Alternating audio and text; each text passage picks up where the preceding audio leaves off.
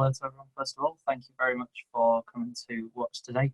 My name's Jack Ridehead. I'm the editor for Conservative Progress, and I'm going to be hosting today's event. We're scheduled to last for about 35 to 40 minutes today, and I just want to explain a little bit about the format of today's event before we get started. I'm joined by 4 candidates who all stood in what could reasonably be classed as either safe Labour or SNP constituencies. These candidates are Ed McGuinness, Sina Shah, Holly Whitbread, and Megan Gallagher. Each panellist is going to be asked to give a 5-minute opening about themselves, just a little bit of a talk about what their experiences are to start with, and then we're going to move on to a question and answer format after that for the remaining 20 minutes or so. Can I just say, if you want to submit any questions while we're on here, that's absolutely fine. We'll take a look at them and we'll try and ask as many as we possibly can. Can I, first of all, ask Ed to start, please? And then we're going to move on to Sina after that. Ed, fire away. Hi, Jack. Thanks for that. And hello to everyone who's joined. Thanks for giving up your Wednesday, part of your Wednesday evening to hear from us. So my name's Ed McGuinness. I stood in Hornsey and Wood Green, which is in North London, for the general election in 2019. So a bit about my background is I grew up in Northern Ireland, as you might be able to tell from my accent, but I've lived in England since 2012, went to university in Scotland. And sort of for most of my career, I was a British Army officer, so I was in the Royal Artillery, and I was there for 6 years from 2012 until 2018. Went all over the world, Afghanistan, America, Europe, the Far East. It was an exceptionally interesting career, and then in 2018 I moved to the city. I moved to Islington, which is when I joined the Conservatives there. So that was interesting because Jeremy Corbyn was the leader of the opposition, and we had Emily Thornberry as well in our patch. So quite an interesting area to stand or to be involved in and to campaign in. So I made my way up through the association, became the chairman in 2019, and I was the chairman for a year. So I now live south of the river in Battersea, where I'm on the Battersea Conservatives executive now. But standing in Hornsey and Wood Green was excellent because it was the neighbouring constituency to Islington. So a lot of the issues were quite similar to Islington. It had its own, obviously had its own dynamics, but you know, being a North London seat, there's a lot of London-centric issues that are pretty pertinent to Hornsey and Wood Green as they were to Islington. And it's obviously a highly Labour area, as most of London is, and a lot of our inner cities and sort of built up areas tend to be.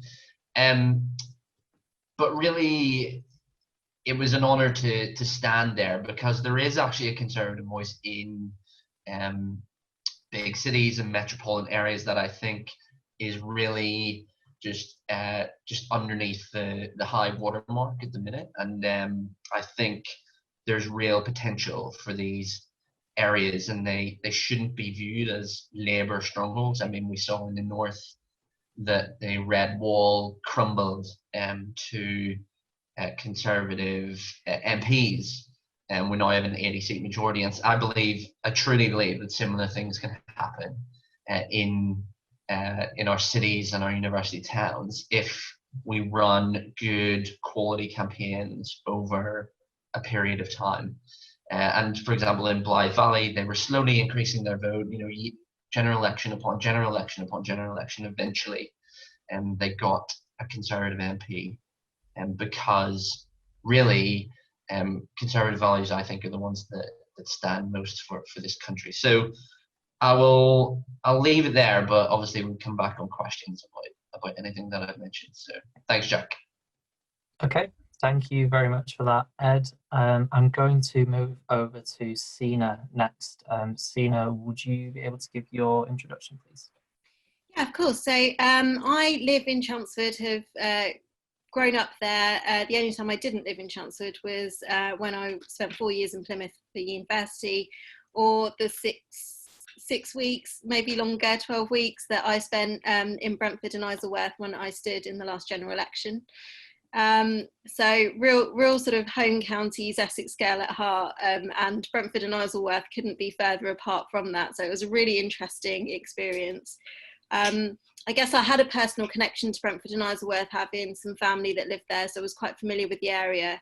And what was really, really interesting was to understand just how different the mindset is of what used to be our Conservative core voters in London, and their real swift move to champagne socialism following the Brexit campaign, and their desire to remain in the EU. And also a really interesting experience actually campaigning with ethnic minority groups, and engaging with different ethnic minority groups as well. So I did hustings in a Gurdwara, in an Islamic centre, and in a Hindu temple. So there was a lot of outreach that I did. And I think the other thing as well was it was an association that had always been a target seat previously. And this was the first year it hadn't been. And they really didn't have a supporter base that was local to that association. So we were building that up from scratch. And it not being a target seat, I was of course helping in Kensington to help Felicity Buchan win her seat as well. So and we had a real big resistance there from people that had switched to voting Lib Dem. And of course we saw a mini rise of the Lib Dems, and it's got to be the only rise that they saw, I think, in the last general election in West London. And what was, I think, the most interesting thing, being in Chelmsford, Labour really do not have much of a stronghold at all. So where most people are really familiar with campaigning against Labour, this was my first real sort of proper experience of doing that firsthand. I'm so used to campaigning against the Liberal Democrats, and to have both coming at you, along with the Greens coming at you, was a really interesting experience. But yeah, and when I'm not doing politics and I'm not campaigning, I am a communications and marketing professional. So I had run my own business for 5 years, recently just taken a full-time job, and funnily enough, I'm travelling to Northern Ireland quite a bit when COVID-19 isn't around. So I also work with the Harland Wolff Shipyard, and work with the energy sector as well. So yeah, that's me.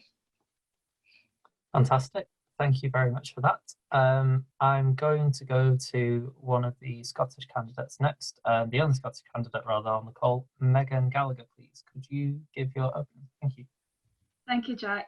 Hi everyone, my name is Megan Gallagher and I am a councillor in Motherwell, North Lanarkshire.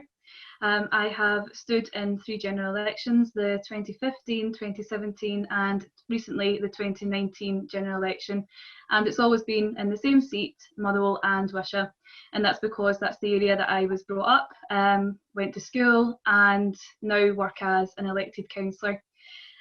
Until 2015, this seat was a Labour stronghold until the nationalist landslide in Scotland during that election, which saw Labour completely wiped out, and it's now comfortably an SNP seat. For me, I always want to give a Conservative voice in an area that perhaps doesn't traditionally vote Conservative, and that was one of the many reasons that I've decided to stand as a candidate in these 3 elections, is to make sure that the Conservative message is given across. For me, the 2019 general election was bittersweet. Although we got a stonking majority, we sadly lost a couple of MPs north of the border. And unfortunately that was, fantastic MPs who had put so much into their communities, but sadly the SNP were just too strong on the day, and we ended up losing those seats. For Scotland, as you all know, it's not just the Brexit argument that we're fighting. We on a daily basis fight the separatists or the nationalists, against Scottish independence, to make sure that Scotland remains part of our United Kingdom. And that's absolutely to the core of each and every Scottish Conservative and Unionist member. So for us here in Scotland, we're going to have to, pull our socks up for the next general election to make sure that we win back those seats from the Nationalists, because we did it once and we can certainly do it again. And I'll leave it there just now for more questions later on. Brilliant. Thank you very much. And finally, could I go to Holly, please, for your introduction? Thank you. Thank you, Jack. Like Sina, I'm an Essex girl, which the local paper in Hull seemed to love. So I stood up in Hull North, and one of the articles in the local paper was Essex girl versus local businessman, which was interesting. So very much not a local in Hull. I'm from Essex, Epping in Essex. I'm a district councillor and cabinet member for communities and housing down here. And as a day job, I work in communications also. I was really lucky at the time, actually, that I was self-employed. So I actually moved up to Hull for the duration of the general election. I was selected in kind of mid-November, so I was only there for kind of the real middle of the campaign. It was a really interesting campaign. Similarly to Sina, previously I've only really battled against Liberal Democrats. Labour don't have a strong presence in Epping, and it's the Liberal Democrats we're usually against. And Hull is very much a traditional Labour seat. But what was really interesting about Hull is it did have a really, really strong Brexit vote. So of all the elections to stand there, it was certainly the most interesting and the time when people were most amenable to the Conservative cause.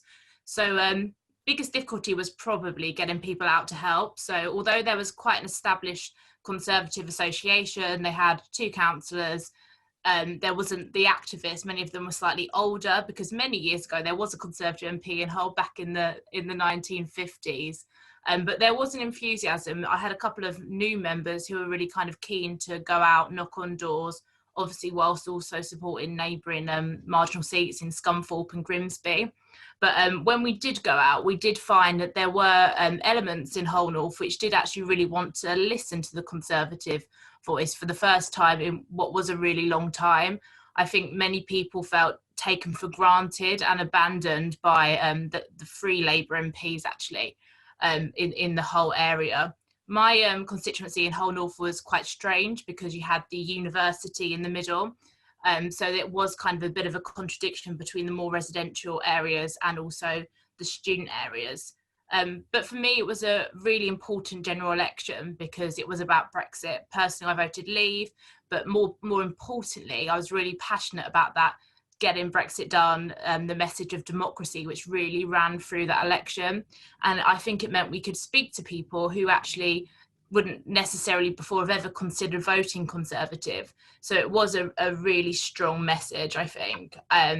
It was definitely a different way of campaigning as well. I'm used to kind of going out, knocking on doors, canvassing, but we did rely on, because of the weather, a lot of kind of leafleting. We did do that kind of traditional canvassing as well, but also because in the day we were helping in the more marginal seats. But for me, it was a really fantastic experience. I got the opportunity to really throw myself into a general election campaign. To be honest, I'd never actually been to Hull before the general election, although I do have some Yorkshire roots. So it was really good to learn about a different place. And actually, it was a lot more welcoming and very, very enjoyable. That's it. Thank you. Fantastic.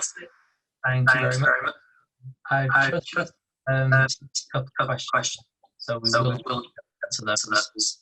I just want to, first of all, from all of you, if that's okay. But first, can we go to Sina, please? What was your experience of selection moving forward into the general election? So I think I've probably had one of the most unique experiences through selection. So I was, after doing my PAB, I waited months for my letter. That's the process you go through.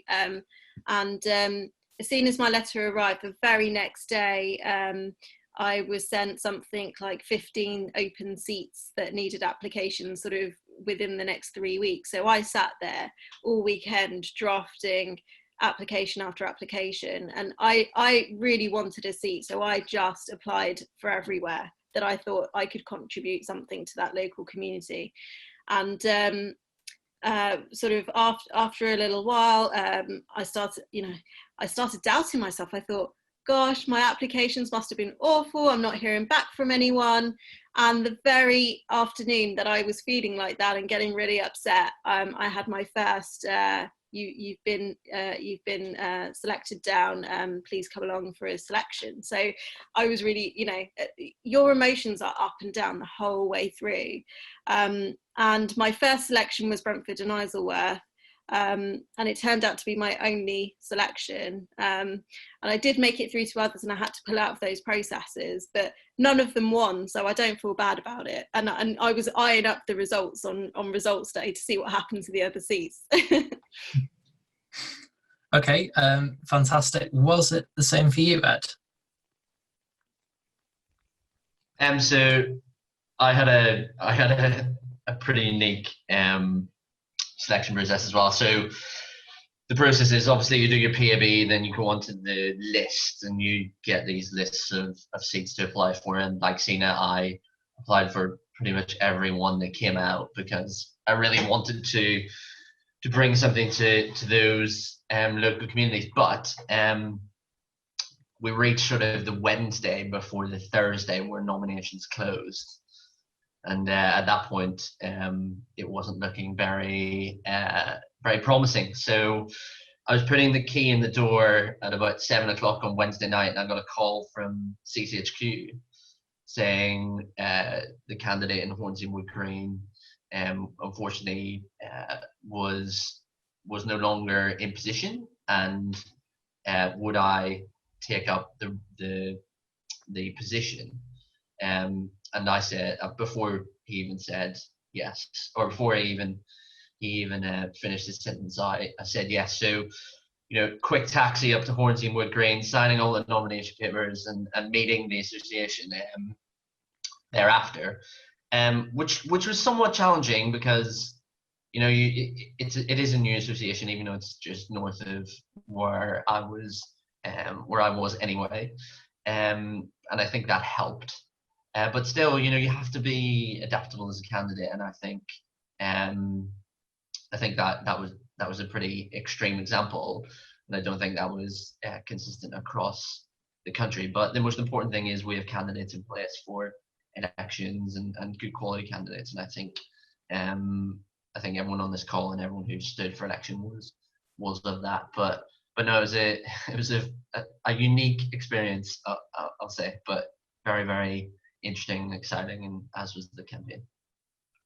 That sounds a bit rushed, but I just want to go to Holly next. Obviously, with it being in a different part of the country, Kingston upon Hull North and Essex, what was your experience in getting selected for that? How did you go about sort of reacting to that? Well, it was my selection was slightly unusual as well. So I had a selection in a different seat.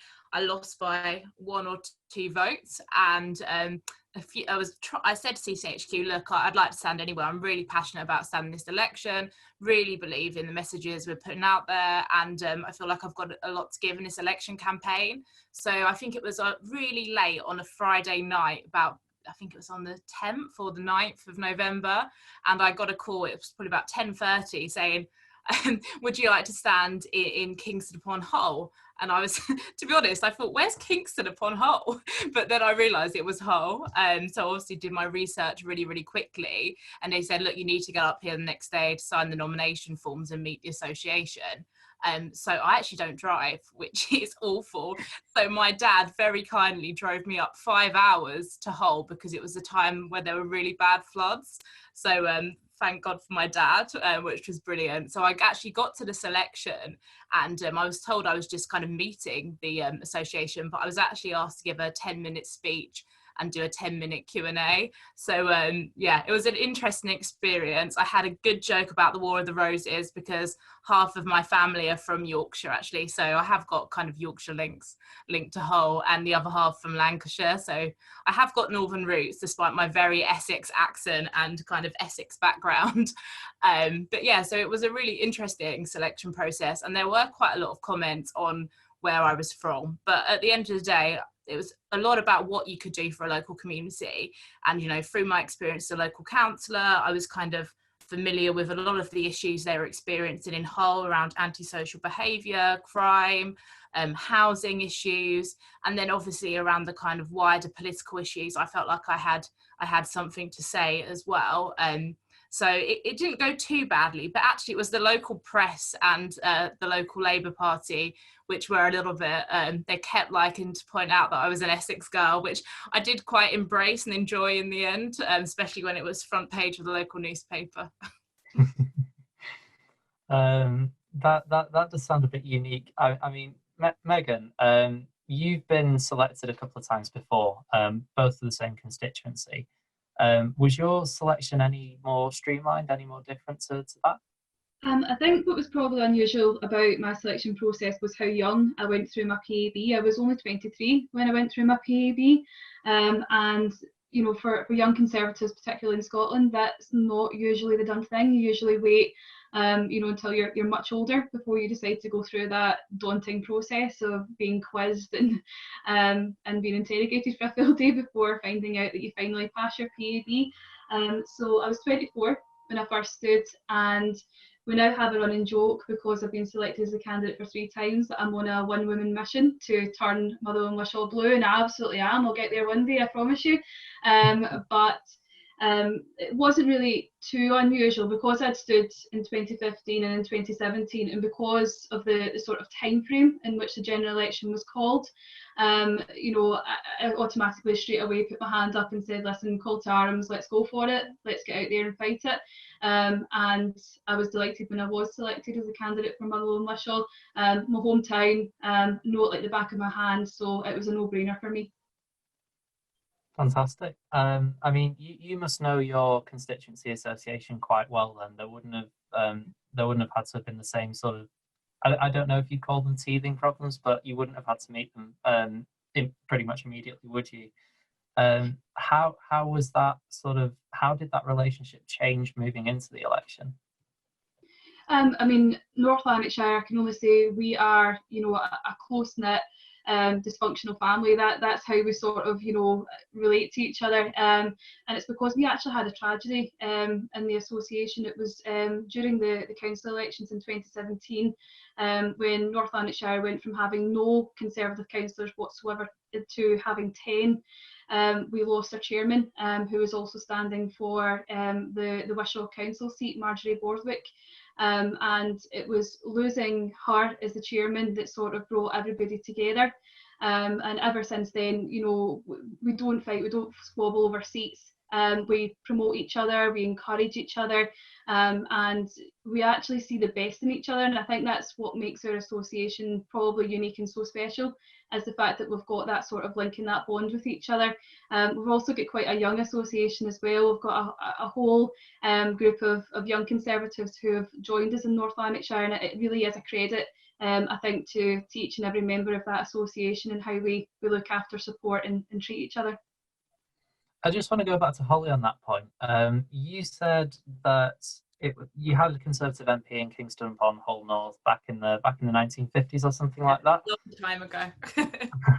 You had a few young members sort of getting involved quite eagerly this time round. How did you go about sort of attracting them to get involved, and how would you say the party should approach that across the country, basically?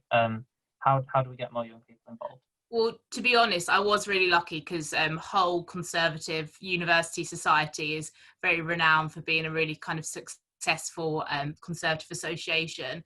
And although they spent a lot of their time, quite rightly, helping in neighbouring marginal seats, they did actually also come and support me.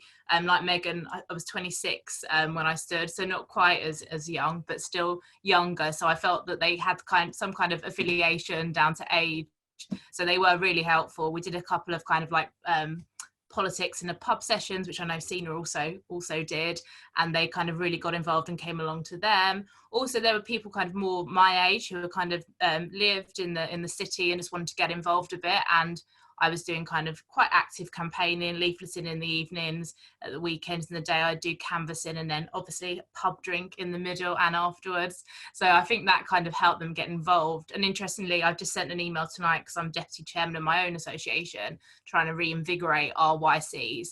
And I think it's kind of that interesting balance of having, you know, some social events, but also having some political events, because ultimately people get involved in politics to meet like-minded people and kind of further the cause of the Conservative Party locally. So I think it's kind of encouraging conversation and also making it enjoyable and social too. Yeah. Ed, do you have that similar sort of approach locally? Is that in place for your local association and where you stood?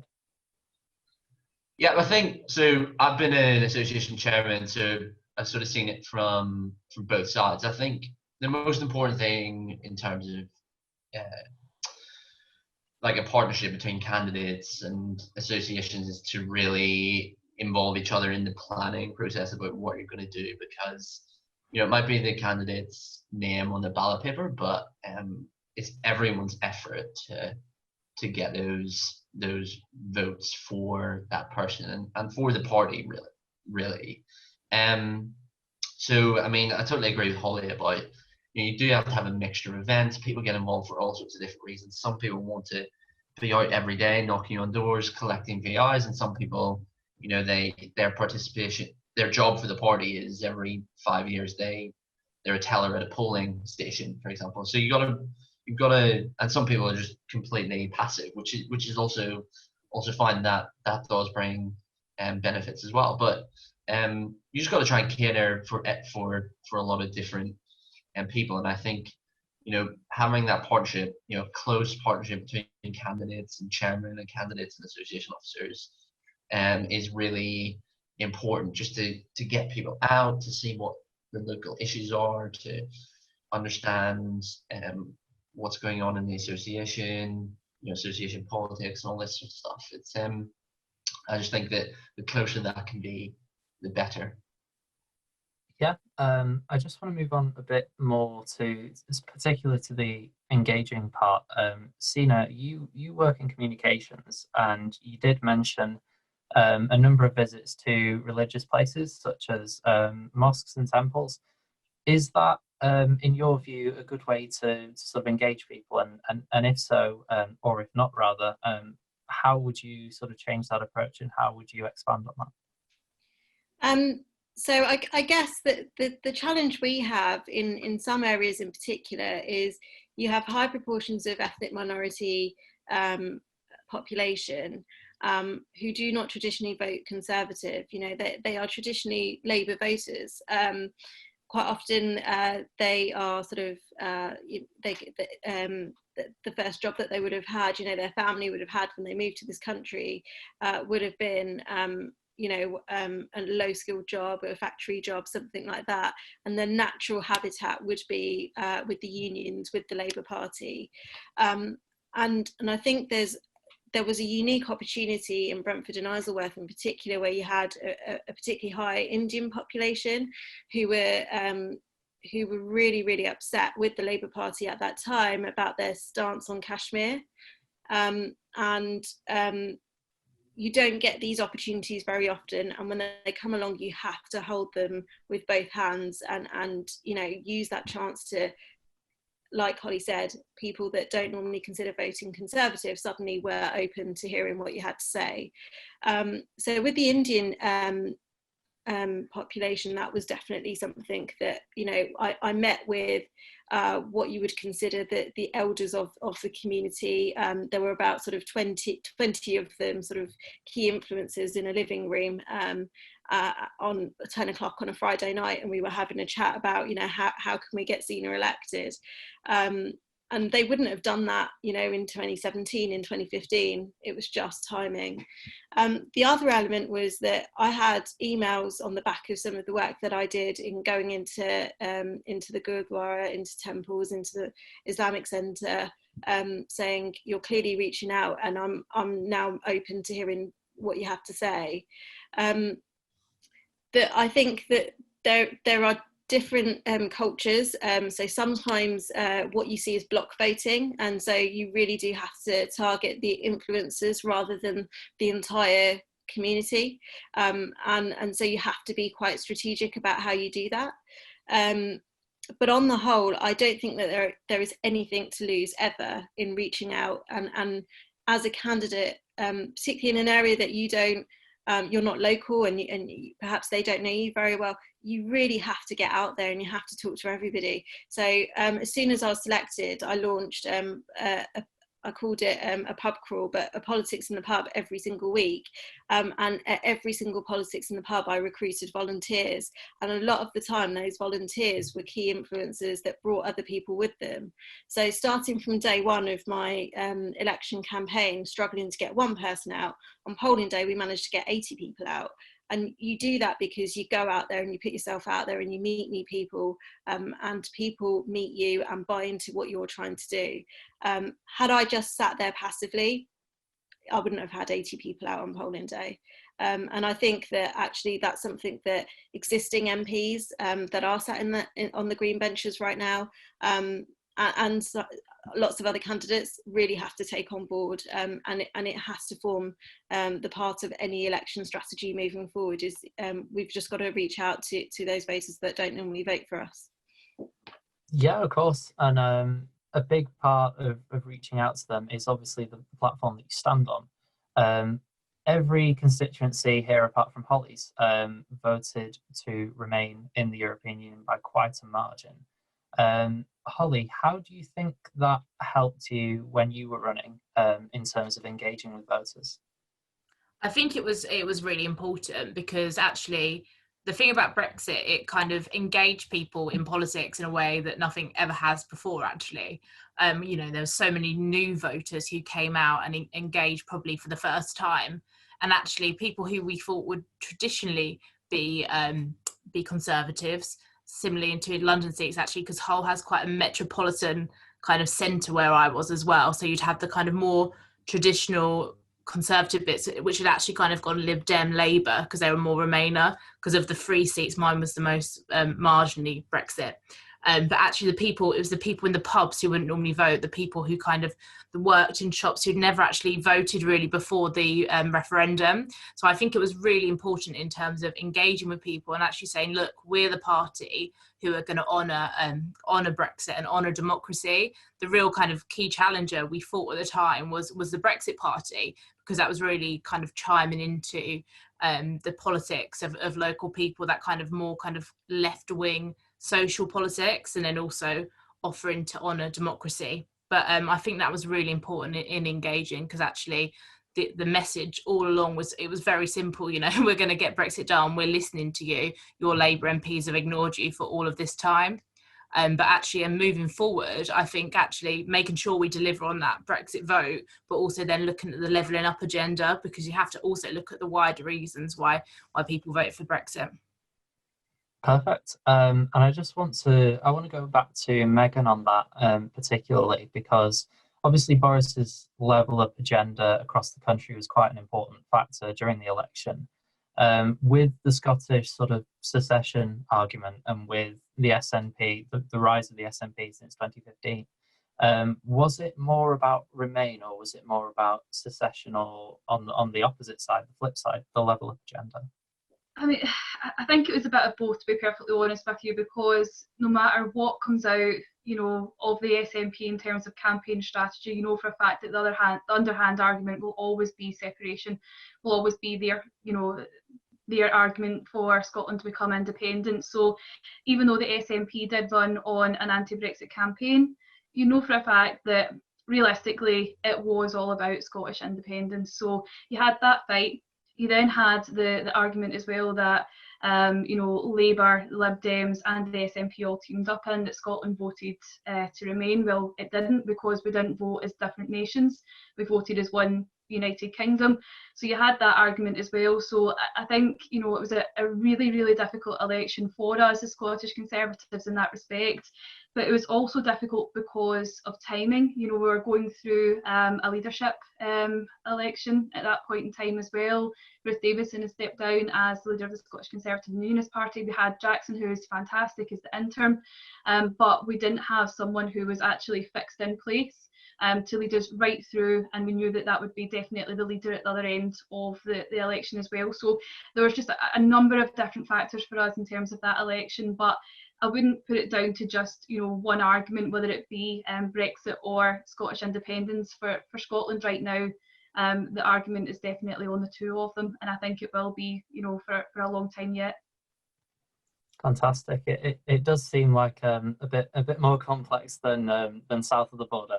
I am a bit conscious of time, so I'm just going to go for one more question, and then I'm going to sort of wrap it up a bit. But I just want to go back to Sina.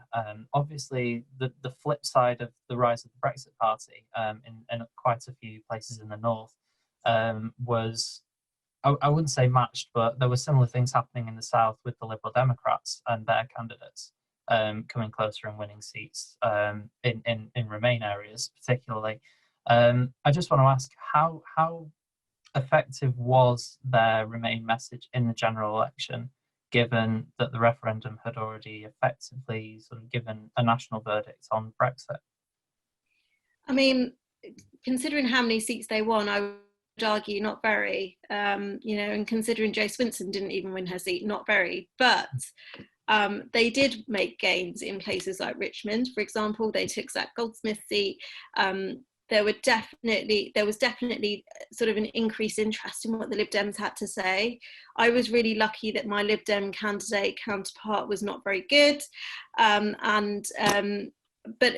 I think that the key thing is that we are the party that are willing to say, look, we just cannot do this. We, you know, the people who voted to leave, that's what we must deliver. We haven't got endless bottomless pits of money, therefore we can't spend on everything and unlimited amounts. And for me, we are very much the sensible party that actually understands the reality of the situation and is willing to make those difficult decisions. And it's really, really hard when people have got this ideological mindset that we need to remain in the EU to argue with them, because they say, well, there's an option, I can stay, you know, we can revoke if we vote for Jo Swinson. Or, you know, the Labour Party that don't really make up their mind and sort of tell the voters whatever they want to hear on the doorstep. And I think we were the only party that actually had been really, really clear about what people were voting for when they voted Conservative. And it was a winning strategy. And, you know, to deliver on democracy and to say what you're going to do and do it, that's what's going to win elections. And the Lib Dems just weren't able to do that.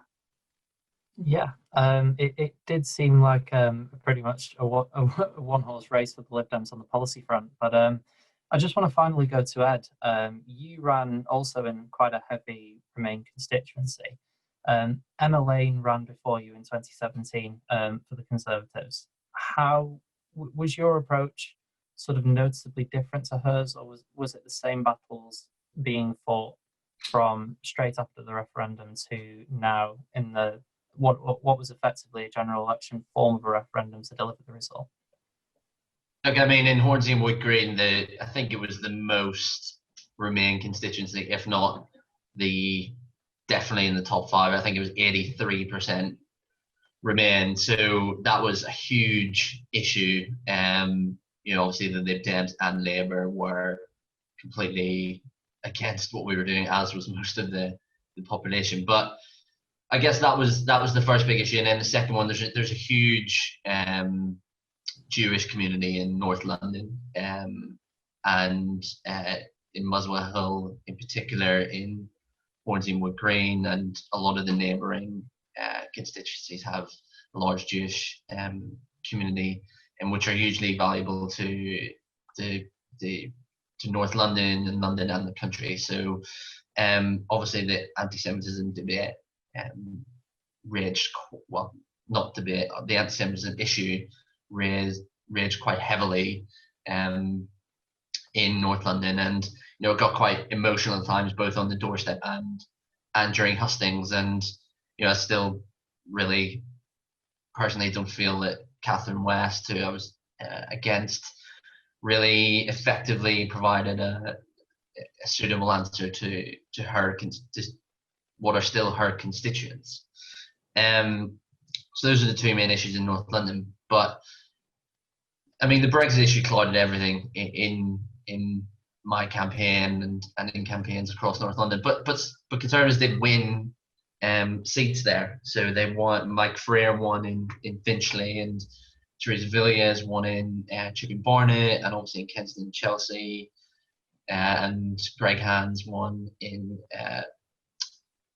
Fulham as well. So there are Conservative people in London. There are people who vote Conservative, and there's an ability to get Conservative MPs elected there. And it's just about perseverance and getting good candidates in place, cycle after cycle, to make inroads and to really engage with the community.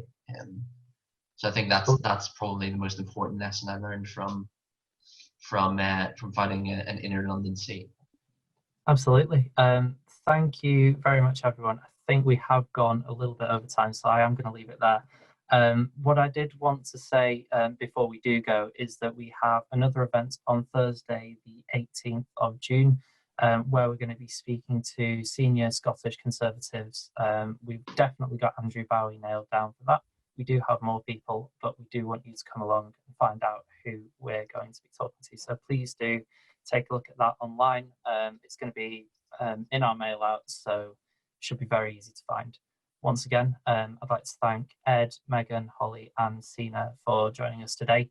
And a recording of the live webinar will be online for anyone who wants to watch it after this. So I'd like to thank everyone once again, and we are going to leave it there, I think. Thank you very much.